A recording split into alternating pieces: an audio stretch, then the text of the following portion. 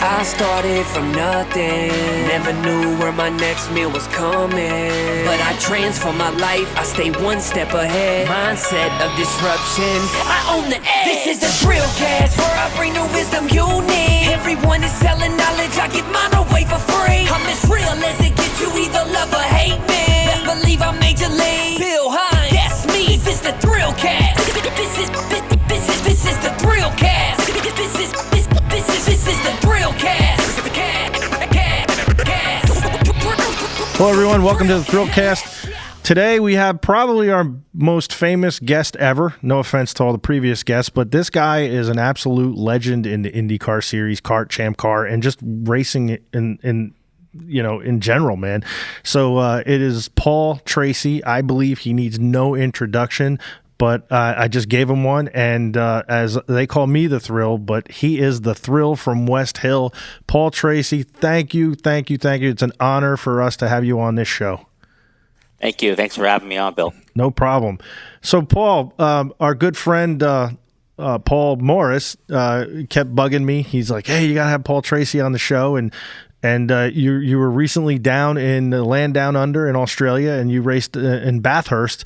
So I really want to get your take on the V8 supercars down there and the series that you raced with. I know it's not V8 supercars, but the series you were in and the race you were in Bathurst, and talk us about, you're a legendary driver. You won't say that about yourself, but everyone else will, and you raced on a legendary track. So yeah. No, it was awesome. The first time I went there, Paul Morris had invited me back in about, I think it was 2019, and he was still driving then. And he said, "Hey, you want to come down and do this 12 hours with me?" And we got this Mustang. It's a company I'm involved with. At that time, Paul was part owner of it, and they were building their own version of a track day car, kind of similar to a was it that Mark Trans car? Am. Yeah, it's kind of similar to a Trans Am car. It doesn't really have a classification that it's kind of this oddball kind of car that it doesn't really fit into anything, but it's a super cool car, super fast. The first time I went, it was a Mustang bodied tube frame car, very similar to a Trans Am car, but a little bit more high tech than a TA2 car in the States. A TA2 car has a 4-speed standard box, NASCAR box, NASCAR tires, pretty small brakes, very limited aero. Paul's version of it was very much more like a GT car in Europe. It had a transverse box. The gearbox was in the back of the car, 6-speed, paddle shift. Big brakes on it like a GT3 car, the same size tires as a GT3 car. So 600 horse Mustang Coyote motor, pretty quick car, real quick. And I had a blast down there. We were leading the race in our class, which was the invitational class. And then we had some gearbox trouble about 6 or 7 hours into the race, and we had to pull out of the race because the gearbox failed. So wanted to go back again. And then COVID happened and never really had an opportunity. And then this year came along, and Paul's been watching me on social media and getting back in shape and doing some more driving. Yeah, you look great, by the way, at man. Our local track. And he said, "Hey, I got another opportunity. You want to come down and this time race with my son? It's a different car, similar car to last time, but it's a Mercedes bodied car with a Chevy motor in it, an LS." And I said, "Yeah, man, I'm in. Let's do it." And I was initially planning to go down and run with Paul's son and the guy who owned the car. And then about a week before the race, Paul and the team owner had some type of a disagreement. I didn't really get involved in what it was all about, but they just had a disagreement on how things were going to be run through the race weekend. And Paul decided to pull his kid out. Luckily, that didn't make things go sideways for me, because I'd already paid for my tickets to go down there for me and Lisa. So I was you know how expensive Yeah. it is to fly to Australia. It's $12,000 for business class ticket each. Yeah. So luckily, things didn't go sideways because they were non-refundable tickets, and went down, and we had a great time. Car was fast. I did really good lap times in the car. We led the race for quite a while. We had some trouble. It rained for 7 hours of the race, and ultimately we ended up finishing second. So again, we had a really good shot at winning the race. So I'm dying to go back. I hope I get the chance to go back next year. Well, man, so I take a lot of thanks for that long explanation, and I take a couple things. One, Paul Tracy doesn't fly in the back of the plane, so and that's a long flight down oh there. my God, There's yeah. no way I could do it in coach. There's Hell no. way. But yeah, like two, Paul Morris disagreeing with someone. I don't believe you. I'm just kidding. And no, it's second is. What a great result, and to your point about how expensive it is, and getting, like, we tried at one time that 25-hour of Thunder Hill. Yeah. Then we had the team and things were paid for, and then just like shit hit the fan and things, and then everyone. I don't know if you even raced in that one. Like No, I didn't. No, somebody stole our car. Yeah, the guy basically said, "Oh, I'd like after you." I don't know what happened with you and the team owner, but then he came to me and said, "Oh, I'd love to have you drive." But he said, "You got to pay now to drive." And I'm like, "Well, I'm not going to do that." So yeah, like, I'm Paul Tracy and I could probably win this for you, but I don't even know if the team did the race or not. So they did, and they did horribly. So I was cheering them on to do bad, and they did. So it's like funny. So what do you think? Obviously, man, all the tracks that you've raced on, obviously, very prestigious tracks. Bathurst is up there, as far as one of the most prestigious in the world, as far as the general term for drivers. What do you think makes that track like so endearing to drivers, and that it's like a bucket list item? And what is the most challenging aspect of that track? Well, I mean, the one thing is it's just so fast. Like, all the corners are quick, and then as you climb up the mountain, it basically turns into a traditional street track with walls. There's no room for error. So you've got concrete walls on either side of the track, no runoff.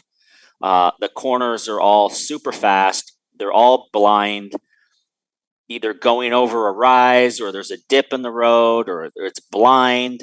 And big downhill. When you come down the mountain, it's like doing the corkscrew at Laguna 3 times. You just left, right, right down the hill, and it's all blind and it's all walls. And if you don't put huge commitment into the lap, you're just slow, because there's no way to get around that track fast without like really sticking your neck out for the lap time. And there's huge time to be gained by taking, the chance. And if it goes wrong, you're like a pinball bouncing off the walls. When you see the crashes there, if you look on YouTube or look at highlight reels of Bathurst, and when things go wrong, it's a catastrophic crash. It usually would write off the whole car, both sides of it. So, luckily we didn't do that. And, it's just one of those tracks. It's super difficult, super challenging. And it's, when you do a good lap, it's like, it's self-rewarding. You've done a good lap. Yeah, you feel it. You could obviously I race stadium super trucks, and a lot of the tracks in the States, like, because and I haven't been to Laguna since they've repaved it, and they've repaved parts of Elkhart Lake. Okay. A lot of the tracks, because the pavements wore out, when you really try to push hard and like push the limits, sometimes you just go slower, because you've got to be more tidy and precise. And Bathurst is one of those tracks where you just, the more you push, the faster the lap time you get. Whereas in the States, some of the tracks, the harder you try, the slower you can go, because you just the tire is just not going to take it with the surface of the road.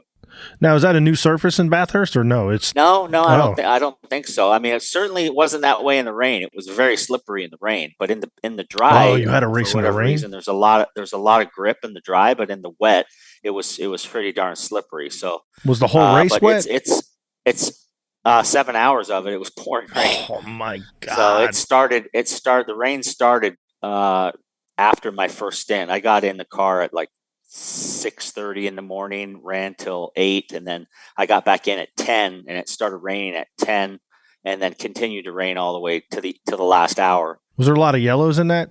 I mean, because There was some, but not a ton. I mean, wow. there was some guys that went off like on the bottom side of the circuit, and they were able to get to them without going full course yellow. There was a couple yellows, but there was no major huge crashes or big pileups or anything like that. Wow. So that's interesting, like you said, because up on top, there's if people watch it, there's no room for error, and No. when you're coming down. But as far as obviously, you've also been in broadcasting, and me personally, when I've been over there for any type of race, I just think that the broadcasting, how they do it, the access to the drivers, the camera angles in the cars, I just think they can teach the world basically a better way to how to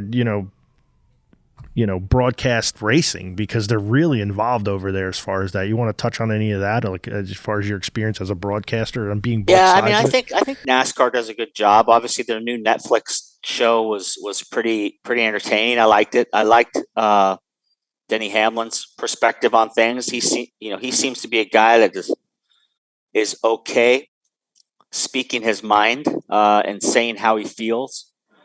A lot of drivers in America are not. There's still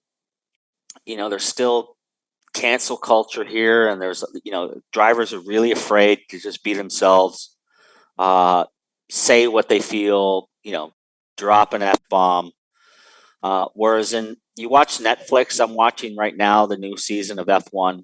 I've watched NASCAR, and then IndyCar's little deal they have going with, I think it's the CW channel or something. They have the 100 Days to Indy. It's just the IndyCar guys are just, there's no, I mean, I know a lot of them. I know a lot of them are super funny guys, and a bunch of them too. Like, Marco really well, and Yeah. you know, Marco alone is very funny. Like very funny, Marco, but and yeah. Hinch, and a lot of these Oh, guys, Hinch. but Will Power. the way they are around the camera is not how they are in real life, and Not at all. I mean, it's not. I feel it's not drawing in the fans because of that. I feel that the drivers, they're just scared to get canceled, or scared to get in trouble with their sponsor, or scared to get reprimanded by the team, and it's just a weird time that we live in. They need to go back to the day where like you and the Robbie Gordons of the world were just like, if somebody put a microphone in your face, you're going to give them a really good soundbite and quote. And, interesting enough, so you started racing in that SRX series. And honestly, one of the only reasons I watched was because of you and Marco Andretti.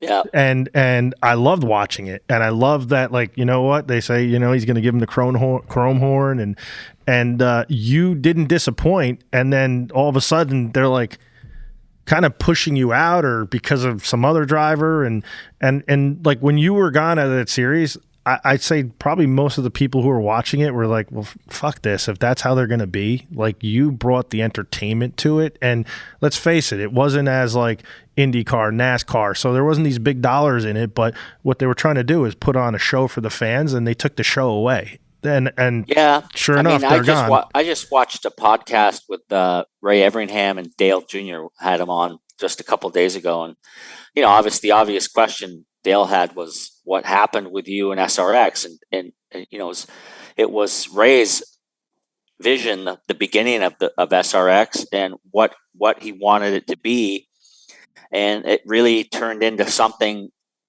different, a lot different than what the original vision was. The original vision was to have a bunch of guys that were kind of retired or semi-retired, big name guys, and go out and have some fun, put on a show. Yeah.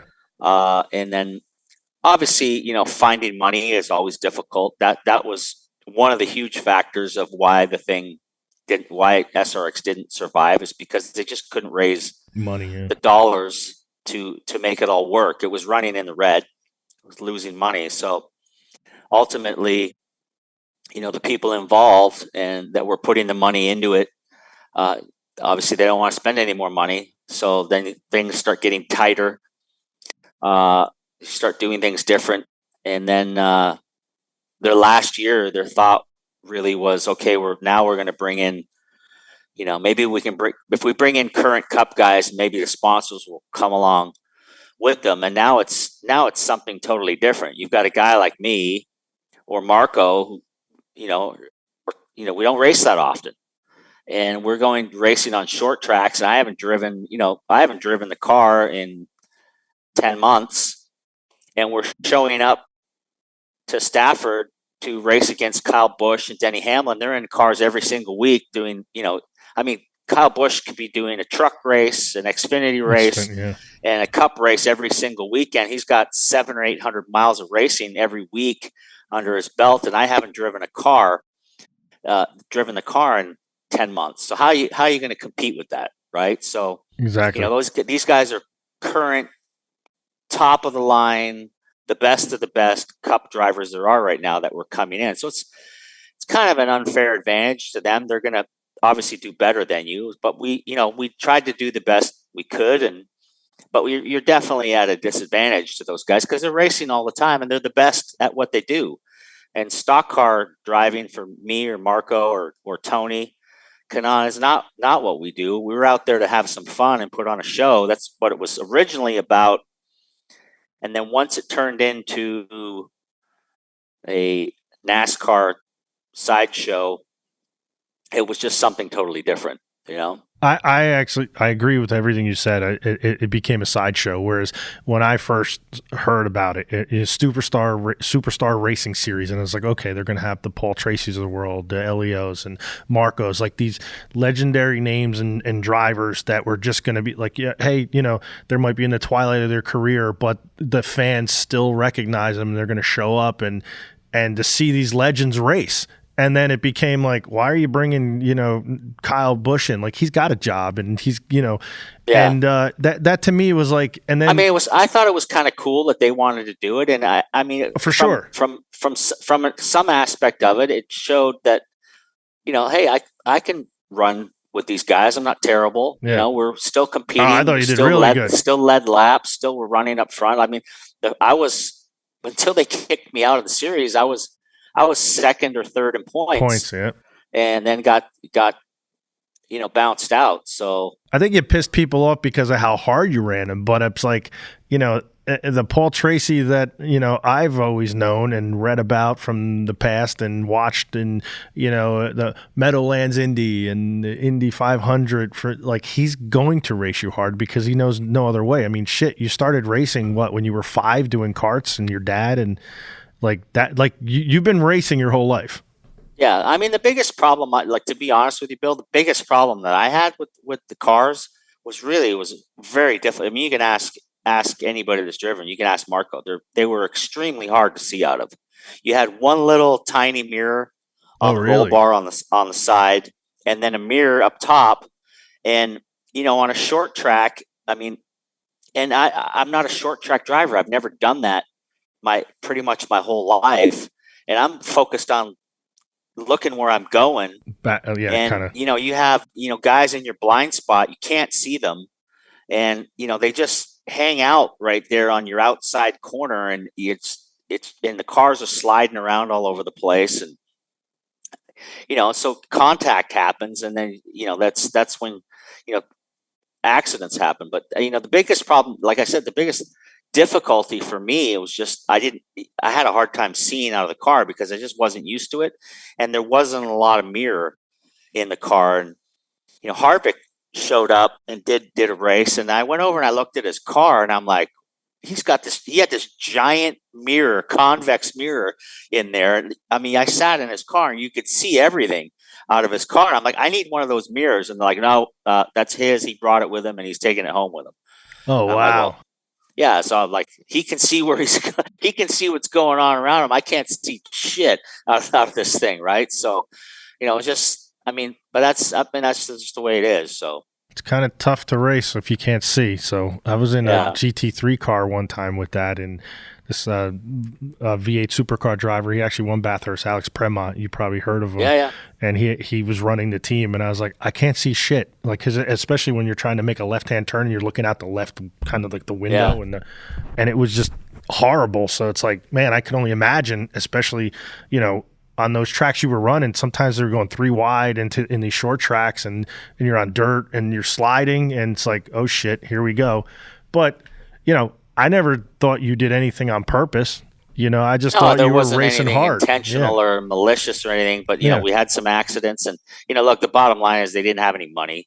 Yeah. They were, and when guys were tearing, a lot of guys were tearing stuff up. I don't think cars were as durable. Like in stadium super trucks, we would have been like, none of our trucks would have broken on some of those hits that you took, and you've driven stadium super trucks. It was pretty much just a lot of fiberglass, but still fiberglass bodies are not cheap, and every penny counts when you don't have any money, and ultimately, for whatever reason, Kenny Schrader didn't take a liking to me, and yeah, that was funny. He had a lot more pull Sure. than me, because the accident that I got in was me at Newgarden, and that accident it really started. What was happening 5 laps before that? We were leaning on each other. We were under 10 laps to go at that race, and we were battling. Him and I were battling for 4th place, I think, fifth and fourth, and we were leaning on each other and bumping and grinding and door jamming each other. And I was getting, on the bottom of the track, and I was almost clear of him, and I started sliding and got loose, and we touched and got hooked up, and both ended up in the wall. So it really had nothing to do with Kenny, but he was collateral damage in the accident, because he got involved in it, and it made him mad. So that he said, I'm not going to race anymore if Paul's here, and he threatened to leave, and they said, well, Paul's out then. Yeah, see, I thought that was wrong. And I didn't think that he should even been in the series at that point, because, I don't want to say because he was too old, but it's like, at the end of the day, you're going to race hard. And for somebody to say, well, I don't want to be in a race if that person's not in there, well, then, are you a racer at that point? And it's okay. It's okay to say, hey, I was a racer, and then I no longer want to do it. But it's kind of like Tony Kanaan once said, if I'm ever afraid to pull a pass, and this was on an interview when he was on Team Green, and you were on Team Green, he goes, if I'm ever afraid to pull a pass, then I need to be on the other side of the wall calling the race like Michael Andretti. And that's a quote he had, and it's so true. It's like, if you're afraid of either, again, like the commitment you take in Bathurst that you need, like you say, okay, this is going to take huge balls and I have to go for it, or, hey, I'm going for the gap, I'm going for that thing, then, you still have that. Like, you still have that itch, whereas Schrader's out there on a Sunday drive. I think. I don't want to speak for Kenny, but I think he had been around for all 3 seasons, because he helped develop the cars and did all the testing for the team and did all the setting up of the cars. And like what I said in the beginning, it was supposed to be go out, have some fun, and have a good time. Oh, and as the years went on, it just got more, and the driving got more and more aggressive by everybody. There was guys intentionally just dumping guys for a win for a heat race. So it became a lot more serious, and a lot more. It wasn't just go out and have some fun and put on a show anymore. It was, when the Cup guys came in, they want to kick the IndyCar guys' butt. Oh, for sure. Yeah. We want to kick their butt. So things got aggressive, and it got, everybody was hitting each other, and I think it was just frustration, really. Well, from what I watched when you were in it, I tuned in every time live. I didn't record it, and some of my friends were in a group chat, and we would just commentate while we were doing everything. And we just thought you were like the life of the party there. And, I was always rooting for you and Marco. Marco's from my hometown, so I was always rooting for that. But I want to segue into now your IndyCar career, or kart champ car, because before we got on, I told you, and I'll tell the listeners, you're one of two drivers that I feel legitimately got robbed of an Indy 500 win, and that's one of the most, I think if that's a race a driver wants to win, that's the one. And I believe it was 2002 that, you're coming around turn, there's a yellow, but it was still green, and you had made that pass, and it was a pass everyone knew you were making. And obviously you're an announcer, and if you were sitting in that same seat, you like, everyone knew that, okay, Paul Tracy's got the car, he's going to do it, he's got the talent, and you did it. And then all of a sudden it was ripped away from you, much like Mario Andretti. He I believe he won over Unser. And Unser was like going around the bottom under yellow. So it's like, those are the two ones that really, really stand out for me that I believe. Well, the big thing is, there was all the talk the last week of the controversy at Daytona of when the light came on, was Byron ahead or was his teammate ahead? And there was one point where one guy was ahead, and then the other point when the other guy was ahead. And they, it's basically a photo finish. The same as last weekend was at Atlanta. 3 cars, 3 wide, inches separating each other. And, my finish at Indy was the same thing. Like, I don't deny that there was a crash that happened behind us, but the race isn't over when a crash happens. The race is over when the yellow flag comes out. Yeah. Or the yellow light comes on. And if somebody can show me a picture of the yellow light on and Helio ahead of me, then I'd be prepared to just drop it and let it go, because I know there isn't one. Because there's photos and video evidence of me ahead of Helio when the light turned yellow in turn 3. I was about half a car length. Oh, I've seen it. I've seen it. And if I didn't believe it, I would have called you out, and I would have said, "Hey, Paul, that's bullshit. You lost." Yeah, the race was ruled as a judgment call of the chief steward, Brian Barnhart. It wasn't the actual finishing order of the cars; it was a judgment call. And we filed a protest, went to a court system, and presented all the evidence that we had: photos, video, timing lines, timing and scoring, video timelines that showed that I was ahead when the yellow light came on. And there was a small clause, fine print in the rule book at that time of the Indy Racing League, that the outcome of a race can also be decided by the chief steward as a judgment call. And when it was Penske's time to present their evidence that they were ahead, they presented this clause in the contract that says, a chief steward can make a judgment call, and that's the way. We waited a month for them to come back with their decision on the whole court case, and they came back and said it was a judgment call. So it wasn't actually where the cars were positioned. So for me to have the biggest race for IndyCar, one of the most controversial finishes probably in the history of IndyCar, it's frustrating, because it's the biggest race in the world. And, I know that I was ahead when the yellow light came on, but ultimately I don't have the trophy and I didn't get the prize money. And that's the way it's going to be. Yeah, with Mario, it's funny. They actually reversed it right away. They gave him the ring, the baby Borg, and then he lost that like 6 months later. And they were like, "You got to give the ring back." He's like, "Over my dead body." He still has that ring. He wears it. Yeah. So if anything, that's a small consolation to it. But I think the majority of Penske's got a lot of power around the speedway. Yeah, well, now he does too. But what team were you on when 2002 when you won? I was with Team Team Cool Green. Oh, then. you were still with And Green. Oh, okay. Yeah, I was with Green in 2002, and then that was obviously we were racing against Helio, was with Roger. So, But then the next year, you went to Penske, right? Or no? no, I drove for Players Forsyth. The team then after that court decision, Barry Green became kind of disheartened with a little bit of racing and was frustrated with it all, and he decided to sell the team to Michael. Oh yeah, you're right. And they had Michael and the new team owner group had offered me to drive for the team, and they were going to move it into the IRL and quit kart. Yeah. And for me, I was so upset over that ruling. I was like, I didn't want to go racing ovals full time.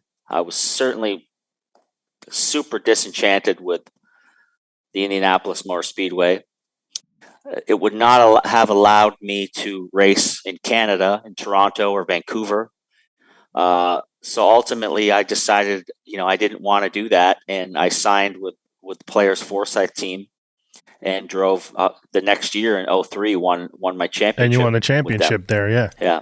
So, I mean, that's got to at least be, a big consolation for you. It's like you went from the lowest of the lows to the highest of the highs. Like you proved like, hey, I'm Paul Tracy, I'm from Canada and I'm one of the best drivers in the world. And you proved that. Like you're up there, like to have an actual championship to your name where, yeah, it's great to get the Indy 500 win. And I think most drivers would say, oh, I'd rather have a Indy 500 win than a championship, but I don't know. I think the championship is more of a body of work thing, and so you went through a whole grueling season. I mean, obviously both is great, but I feel the same way. I think if you put together a whole season and you're consistent and you need to win races and you need to qualify on poles to win a championship, you can't just point your way through it.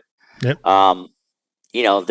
The NASCAR series right now, I mean, you can pretty much, you can point your way through the whole thing, and when you get down into the chase or the championship chase or whatever they call it now, if you stay out of trouble and just get the right points every week, I mean, you can get to the Final Four without what it happened. It's happened the last couple of years. A guy can get to the final race, the Final Four drivers that can win a championship without winning a race, just by being consistent and getting the points. So I think to win an IndyCar championship, you've got to be able to win races and run up front all the time.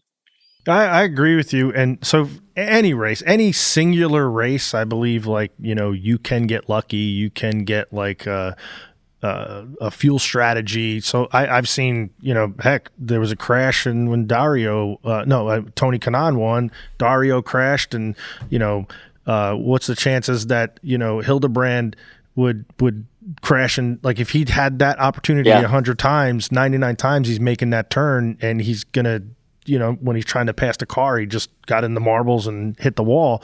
So, but with a season, you have to be good and consistent, and you on a season, I don't think you win a championship by being lucky. I think you win a championship because you dominated, much like what Newgarden did this year with IndyCar.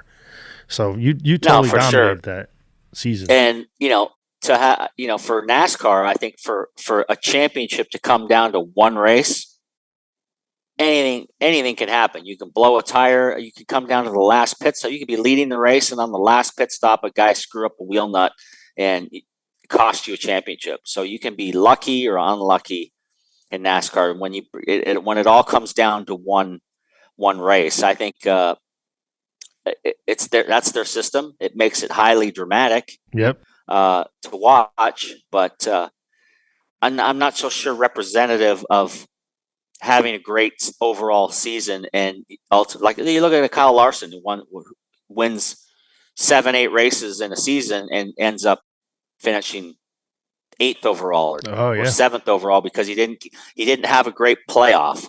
Right, yeah. He had a bad race or two, and it cost him a championship. So it's just it makes it highly dramatic. I guess their thought process is kind of like college basketball when you have, like when you have Tournament. Yeah. at the tournament, you have a bad game, you're done, right? So Final Four, like that's that, the way yeah. it goes, right?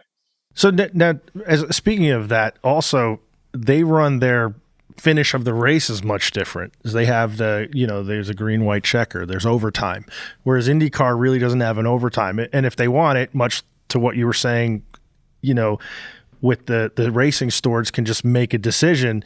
They can say, this race, everyone, it's red, get in the pit lane and we'll restart the race. So they kind of fabricate or manufacture, I would say, a overtime by parking everyone. Whereas what's your thoughts on that as far as like how would you like want to win a race? Would you want it just to be like, hey, if it's a yellow and it's supposed to go 200 laps and that's what the race is do you... Well, I don't think they can really do that with IndyCar because it's the fuel situation. Like in NASCAR, there's they fill those tanks every time because the fuel doesn't take as long as the tires take. So they're always on the last run full of fuel. Whereas IndyCar, you just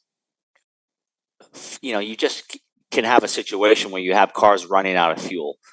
And you certainly wouldn't want that happening on an oval. We've seen what can happen when, I think Ryan Hunter-Reay ran out of fuel one time at Indy, right in the front of the field. He was towards the front of the field, ran out of fuel going into one. There's nowhere for him to get out of the way, but his car is slowing down dramatically in front of a pack of cars, and then a car went over the back of him and into the fence. I think it was Mike Conway. You hurt him really bad. So you certainly don't want cars in a situation because you go into an overtime situation with an Indy car and it runs out of fuel in front of a group of cars. Did you watch the Xfinity race? Because that's exactly what happened. Where Jordan was it Love? What the heck's his first name? Shit, I didn't see the Xfinity race. Was it Daytona or Atlanta?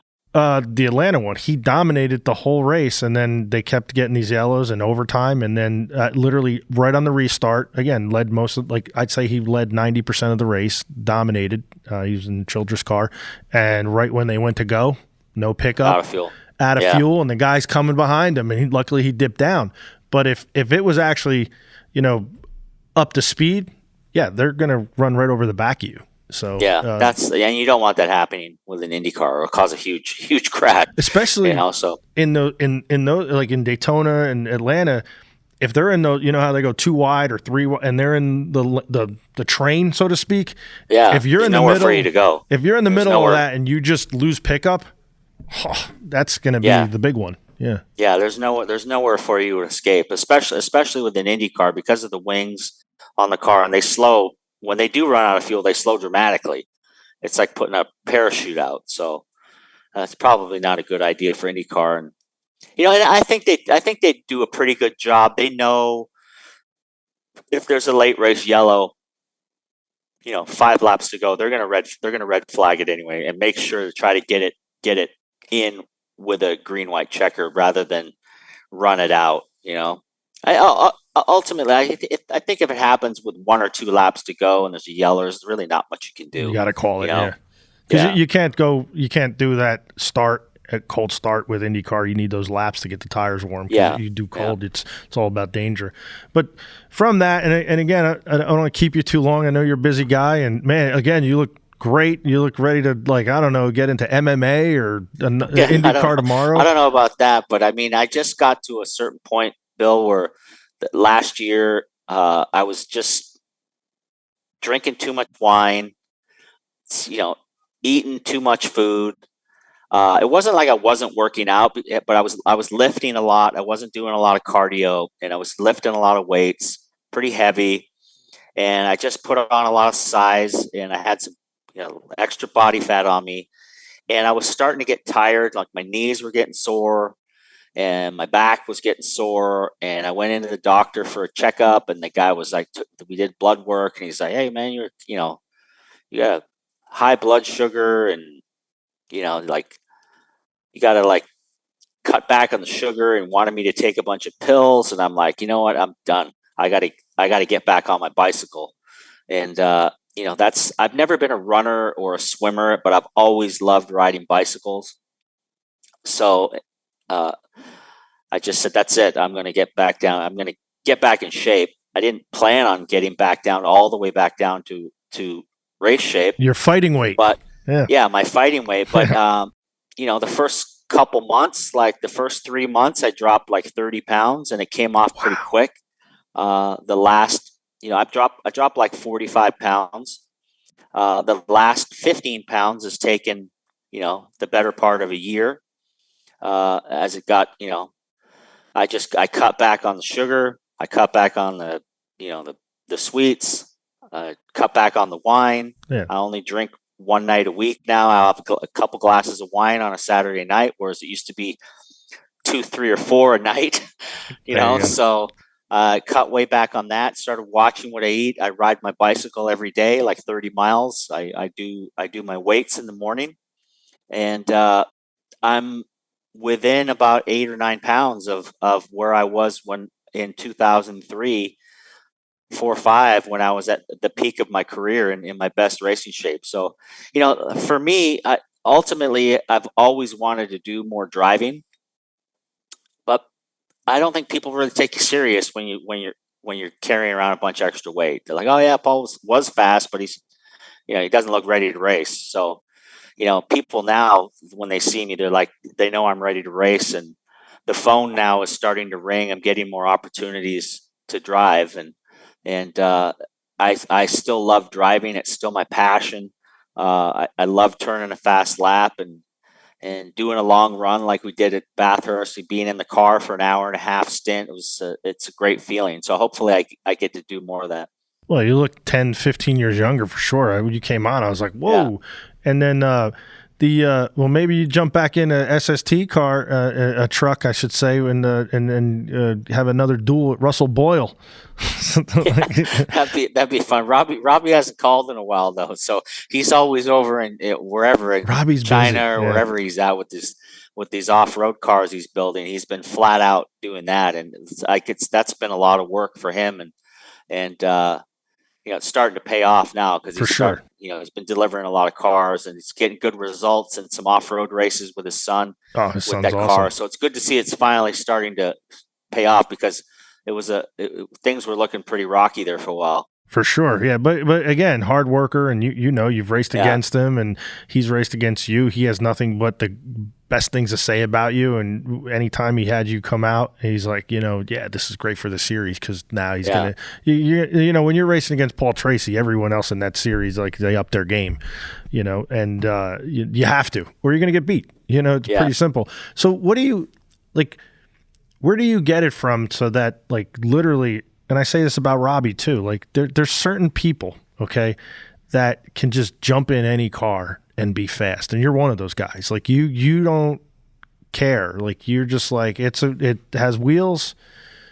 I'm going to get in and I'm going to figure it out. And you don't complain. You don't complain about the car. You don't complain.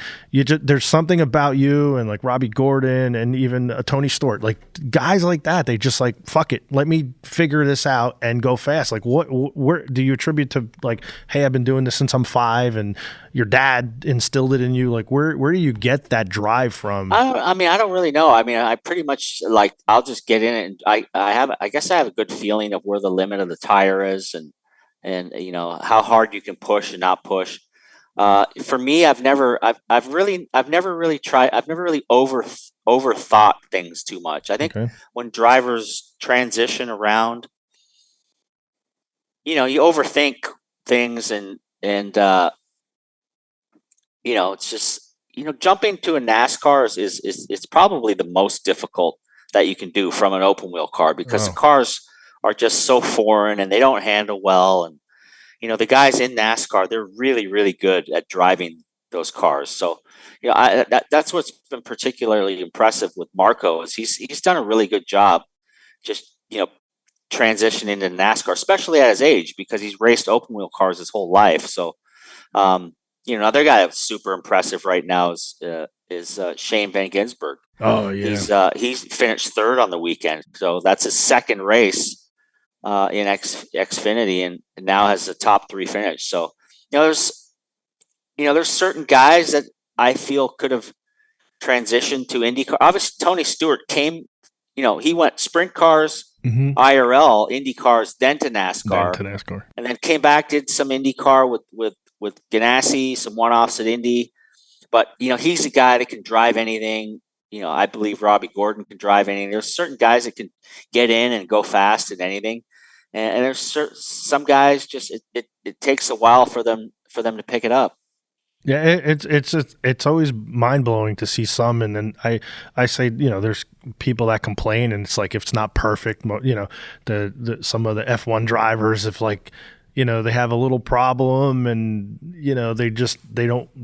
they're yelling at their pit crew or somebody, and it's just like, just shut up and drive. And it's kind of funny. It's like, whereas like you just, even in the SRX, you're just like, all right, I can't see, I'll just figure it out, and we're going to put on a show if anything, and have fun by yourself. So it's kind of interesting. Yeah, I still, like I said, I still enjoy driving. I didn't realize how much I missed it when I was doing TV. I did basically 8 years of TV, and I didn't do any driving at all, zero, nothing. So I wish that I would have pursued more driving in that time frame, but I didn't. I think there would have been more opportunity for me in sports cars and things like that to transition into a second phase of my career. Because once I stopped driving after Dan Weldon's death, I didn't really pursue any other racing, and then I got the TV opportunity and still missed it, but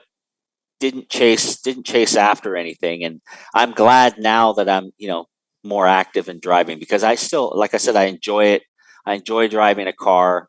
I'm 55 now, so I know that the clock is ticking for how long I can do it. But I mean, look at Mario. I mean, he's still driving. Doing the two-seater fast. I want to be like Mario, because Mario loves to get in a car, whether it's a two-seater, and it's his passion. You can tell it's his passion. He still loves it, and I still love it. I still have the same feeling when I get in a car. I love to drive a car, so hopefully I can continue to keep doing stuff here and there.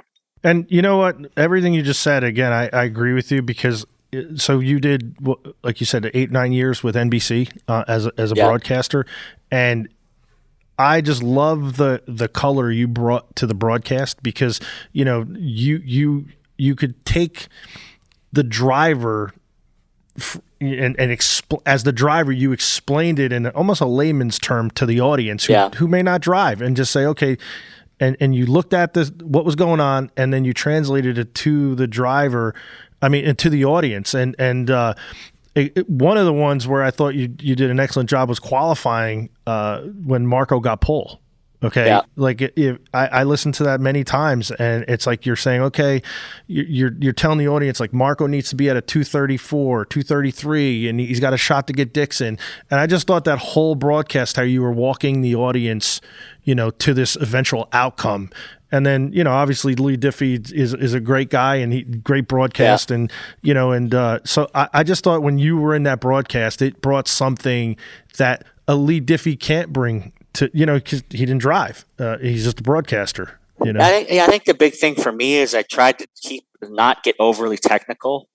Townsend is a very technical guy, technical on a lot of details. I think, my approach to TV was the same approach that I took when I was driving a race car and explaining what I needed from the car to my engineer. I tried to keep things very basic, pinpoint certain aspects of, okay, I need this and I need this, and not get overly technical, because I think a lot of drivers now, they feel like they have to be super technical, and maybe it's too much. It's too much information. It's driving is, to me, is still very simple. It's there's a lot of the time is made in the braking zone. If you're comfortable on the way into the corner, then the rest of it kind of takes care of itself. Like, I've always been a believer that if your braking and entry is confident and good, the rest of the corner takes care of itself. And a lot of drivers just get too hyper focused on little things that maybe don't matter. And I tried to take the same approach to broadcasting stuff. on TV and just break things down to the audience in very simple,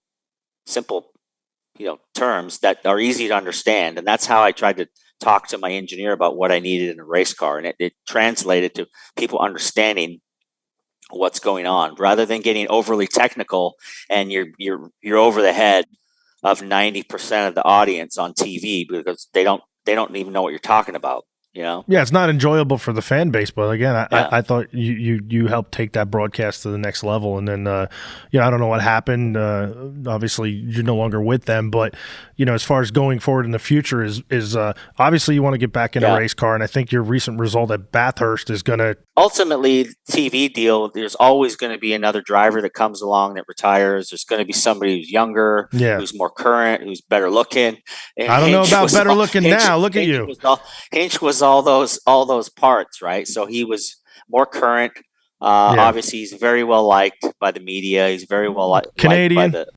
He's very well liked by the fans, and he got the opportunity to start doing pit reporting. And obviously he wants to be in TV now. So ultimately, there's only room for so many, and I never thought I would ever do TV. Like I got asked to do TV. In the beginning, they called me and said, "Hey, Wally Dallenbach was doing the TV for IndyCar, and he had a commitment for something with his daughter, and they said to me, can you come and fill in for one race?" And that turned into 8 years. Wow. I never expected that. So and there's been a lot of drivers have gone into the booth, and they come and they go, and they come and they go. Like Sullivan was there, and there was the list is Jill DeFerrin, and they've had all kinds of drivers come in, and you're either good at it or not that good at it, and you either last or you don't. And I never expected myself to do that for 8 years. It was fun. I enjoyed it. Like I said, I wish that in those 8 years that I would have been pursuing some driving rather than just doing TV. Maybe that was a mistake on my part, but ultimately, you have to know that you're only going to be there so long, because there's always going to be the next driver that retires, that wants to get into TV, that wants to prolong his career. Hinch was the obvious move. It's no secret that Graham Rahal wants to get into TV. So I keep telling Townsend, I said, "You're next, brother. When Graham retires, you're gonna get pushed out." So probably. Graham's great looking kid. Yeah, obviously he knows how to drive. And Hinch, I like Hinch. I like the broadcast. I like Lee Diffie, and it was sad to see you go. Well, we'll see. I mean, there's Fox's. There's rumors of Fox might be coming into IndyCar, and maybe NBC's out, and I know some people at Fox, so stay tuned. It wouldn't be a bad thing to have Paul Tracy making his comments about racing, because they're going to be authentic. If anything, they're going to be authentic. There's not going to be any fluff or anything fake going on with that. But so I think, again, from your recent result at Bathurst, I think you are going to get a lot more opportunities, because I say, wow, this guy can still drive. And at the end of the day, you're a champ. Definitely, I want to go back next year. I'd like to go back with the same guys, the same. Obviously, getting in a GT3 car is tough, because it's all factory teams and German drivers, and but this invitational class has V8 guys are in it. There's some quick guys, and there's some gentleman drivers, and it's a good fit. I'd like to do some more racing over here in the States. I'm looking around at some opportunities now in SRO.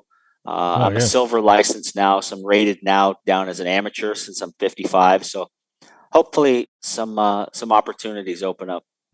Well, thanks for coming on, and thanks for talking to me. It was a great conversation we had, and is there anything else you want to tell everyone, or where to find you on social media? I think most people know it by now, but my Instagram is all I have, is Paul Tracy Official, so that's the only place. And enjoyed talking with you, Bill. Maybe you and I should do some racing again.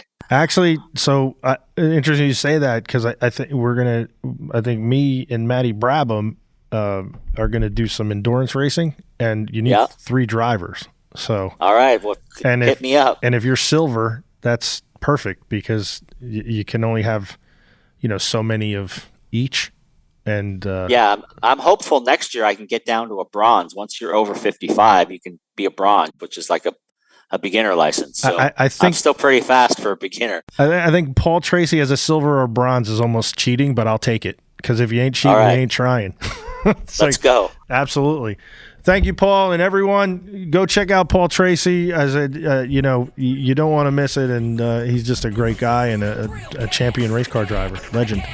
Thank you, Paul. All right, thanks, Bill.